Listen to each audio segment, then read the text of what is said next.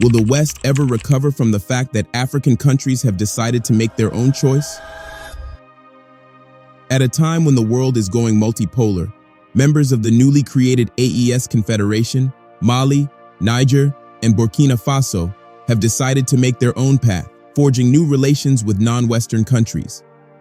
Recently, the foreign ministers of the three countries visited Russia, where they met with Russian Foreign Minister Sergei Lavrov. During the meeting, Russia voiced its support for the AES bloc, especially regarding building the AES defense. But how has the West taken this news? Let's find out. When the foreign ministers of Mali, Niger, and Burkina Faso announced on December 1st, 2023, that the three countries had plans to establish a confederation, Africans were filled with joy because this is something every true Pan-African wishes for, and it's a step to achieving African unity. At the time, the foreign ministers announced that top diplomats from each of the three countries had met in Bamako for 2 days, where they had discussions on ironing out the workings of the new alliance between the three countries. They also emphasized the importance of diplomacy, defense, and development to consolidate political and economic integration. The foreign minister of Mali, Abdoulaye Diop, then noted that recommendations will be submitted to each head of state, who are due to meet in Bamako at an unspecified date. We all waited patiently for when the confederation would be operational. Finally, in July 2024, the bloc had its first summit, officially announcing the formation of the bloc. And now, as one of its first operations, the bloc is set to deploy a joint force of 5,000 soldiers to combat terrorism and transnational organized crime in the Sahel region. As we said at the beginning of the video, the AES was created by Mali, Niger, and Burkina Faso to pool their efforts to combat insecurity and promote socio-economic development in the Sahel region, which is considered the poorest region in Africa. Although rich in resources and has geographical importance because of its location, the region has not developed since independence because of exploitation by the West, particularly France in conjunction with greedy African leaders. However, the leaders of Mali, Niger, and Burkina Faso have decided to create the AES to unite the people of the Sahel, fight insecurity, and promote development without the influence of the West. In order to jointly combat insecurity, especially in the tri-border area where Mali, Burkina Faso, and Niger meet, the bloc decided to create the AES Joint Force. The establishment of this joint force is necessary because the tri-border area has not just been hit with frequent terrorist attacks, but is also a region rich in mineral resources, making it a key target for armed groups. So taking control of this region will not just eradicate insecurity, but also help the authorities to fully maximize the resources for the development of the region. According to the Defense Minister of Niger, General Salifou Modi, the Joint Task Force comprises 5,000 soldiers well-equipped and ready to defend the region. Modi also emphasized the importance of collaboration in addressing the threats posed by criminal groups in the Sahel, saying that the 5,000-strong unified force is practically ready. The defense minister also revealed that the AES Specialized Joint Force will be equipped with ground, air, and intelligence resources and will operate across the territories of all three countries, members of the Sahel States Alliance. The best part is that deployment is only in a matter of weeks. By forming the AES, Mali, Burkina Faso, and Niger hope to establish a more effective and flexible framework for cooperation. Joint operations to assess mutual capabilities and improve coordination are already underway, Modi said. Now, in support of the AES Defense Initiative, Russia has agreed to supply arms and military training to the AES Joint Force. According to Foreign Minister Sergei Lavrov, Moscow will utilize its existing military instructors in the three West African nations to support the initiative. Our specialists can help develop and arm those forces with specific weapons and machinery, Lavrov said. This was made known during the recent quadrilateral meeting in Moscow. During the meeting, Russian Foreign Minister Sergei Lavrov welcomed his counterparts from the three Sahel states, reinforcing Moscow's commitment to supporting the AES's quest for sovereignty, regional security, and economic independence. The foreign minister emphasized Russia's readiness to deepen military and economic cooperation, highlighting ongoing initiatives in trade, infrastructure, and capacity building. He expressed strong support for the AES's efforts to establish a security architecture grounded in local ownership and regional integration. But beyond partnership, Lavrov also extended Russia's partnership to global platforms, confirmed Russia's intention to enhance AES participation in the Russia-Africa Forum ahead of the 2026 Russia-Africa Summit. Speaking after the meeting, Mali's foreign minister, Abdoulaye Diop, reiterated his country's dedication to this alliance, citing shared goals in regional security and development. The AES-Russia alignment is reshaping the security and diplomatic contours of the Sahel. It's a strategic pivot with long-term implications for Africa's balance of power, he said. In a joint statement released, ministers agreed to facilitate the acquisition of major and high-performance military equipment and appropriate training for the force, and Russia is ready to provide the necessary technical assistance, the statement said. However, this is not the first time that Russia has extended defense support to members of the AES. The director of the Russian Foreign Ministry's Department for Partnership with Africa, Tatiana Dovgalenko, made similar statements earlier this year. She said, Russia, for its part, assists both in strengthening counterterrorism capabilities and improving the combat effectiveness of national armed forces by sending military specialists and equipment, training military and law enforcement personnel, as well as in the social and economic development of the countries of the region, Dovgalenko said, commenting on the creation of the alliance. She also added that the creation of such a community is an important step in consolidating the efforts of Burkina Faso, Mali, and Niger to ensure their national security and social and economic goals. Since the military leaders of the three countries came to power, Russia has been of immense help and support. Russia was one of the first foreign countries to lend a helping hand to these countries. Russia has provided weapons and equipment to each of these countries. In Burkina Faso, for example, when the West refused to sell weapons to the Burkinabe military, Russia was among the countries that came to Burkina Faso's rescue. After experiencing a series of coup attempts, Russia sent help to President Traore by providing military instructors. Recently, Russia provided Mali with some military hardware.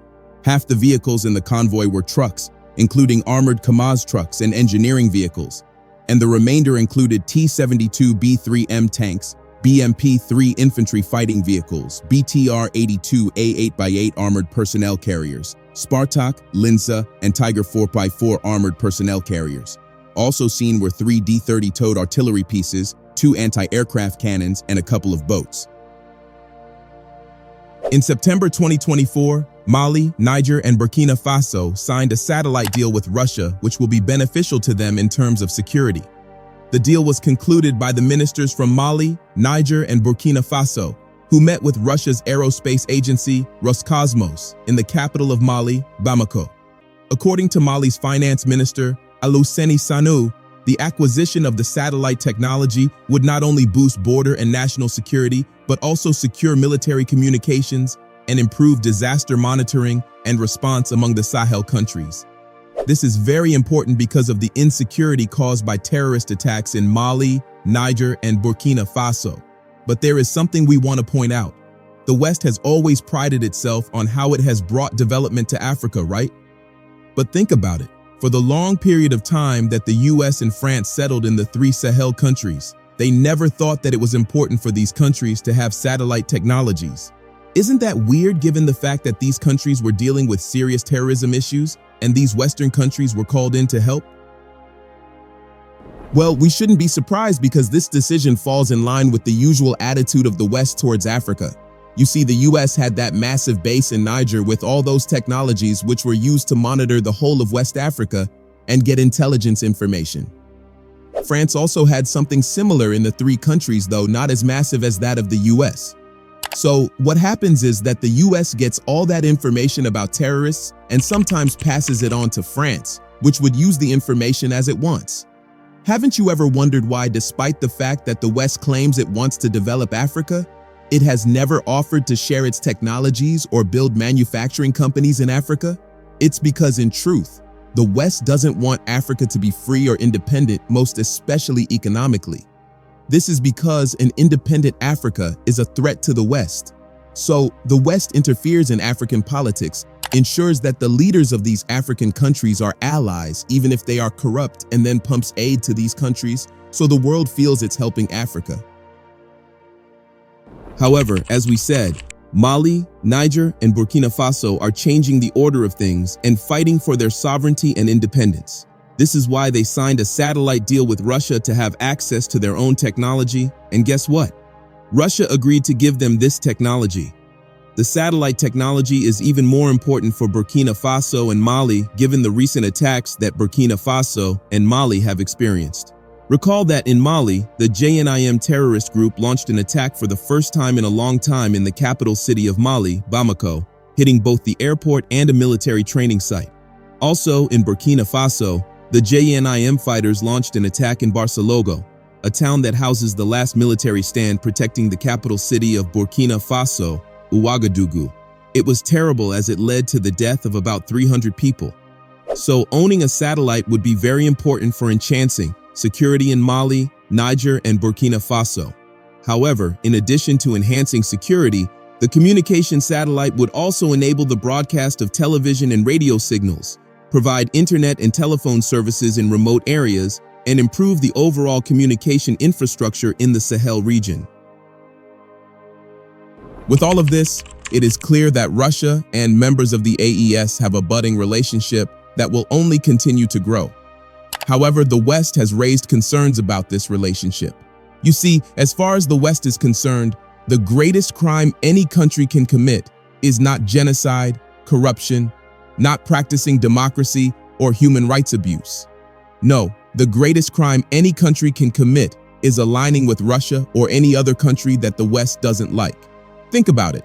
Gabon and Chad experienced coups just like Mali, Niger, and Burkina Faso, and they are currently led by military leaders. But Western media only talks about Burkina Faso, Mali, and Niger simply because the military leaders ditched the West in favor of Russia, while Chad and Gabon still have a good relationship with the West. Every action or decision they make is heavily scrutinized and criticized, and it is simply because they chose to ally with Russia.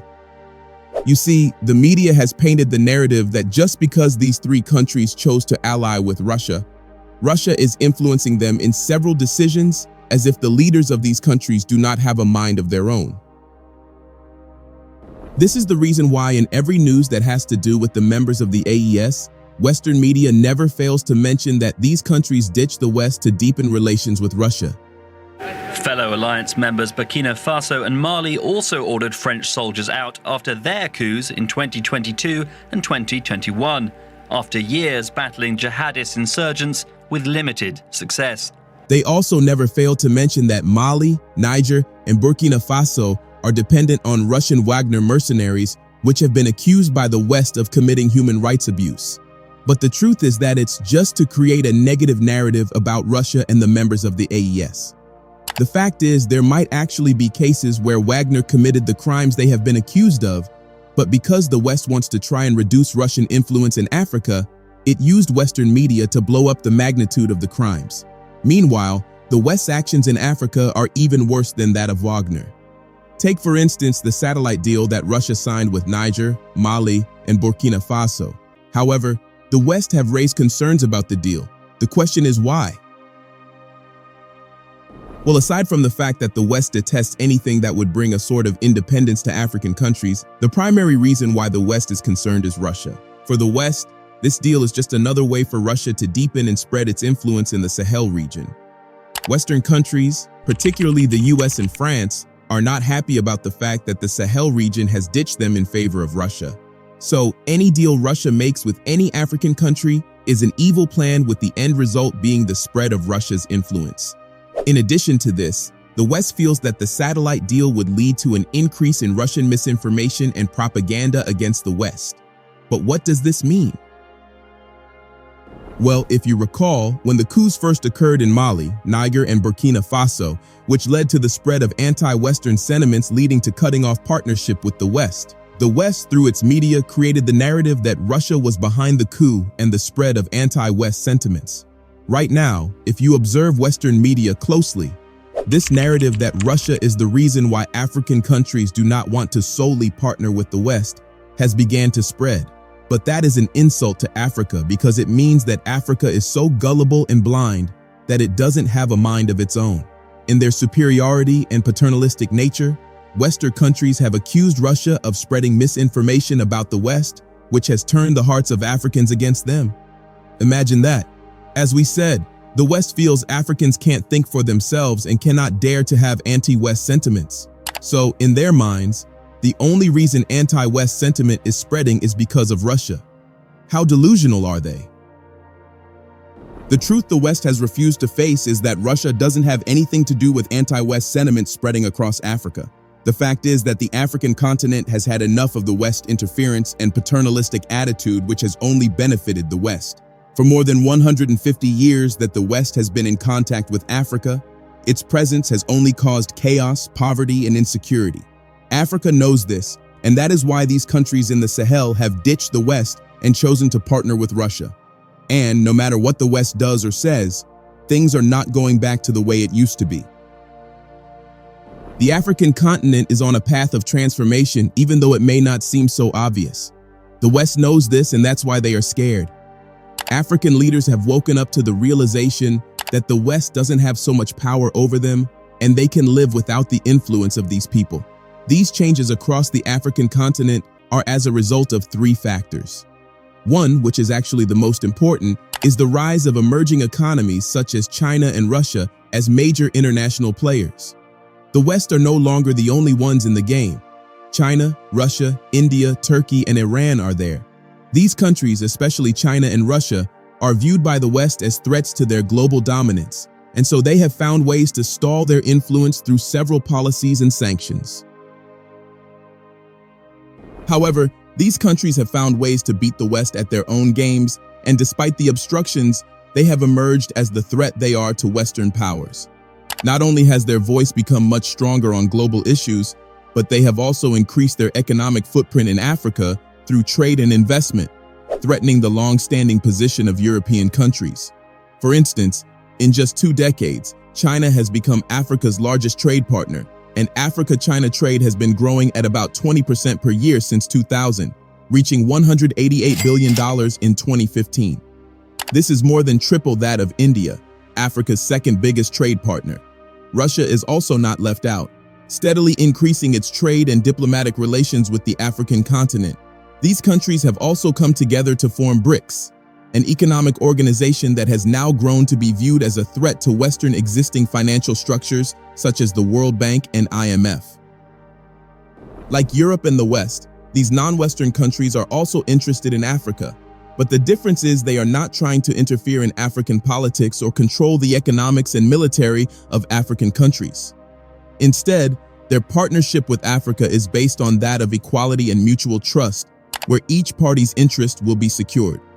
Although the West has tried to isolate the continent and keep Africa to itself, that is no longer working. Africa now knows its place and rights.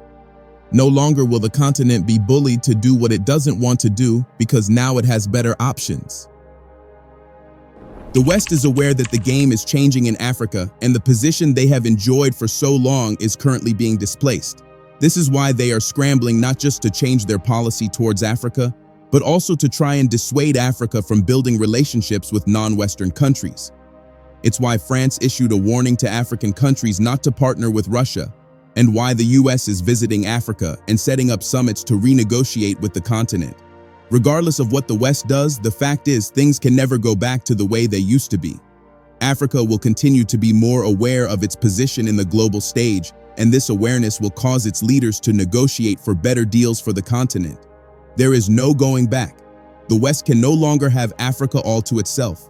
Africa is for the African people. What are your thoughts? Let us know in the comments section below. Don't forget to like this video, drop a comment, and share.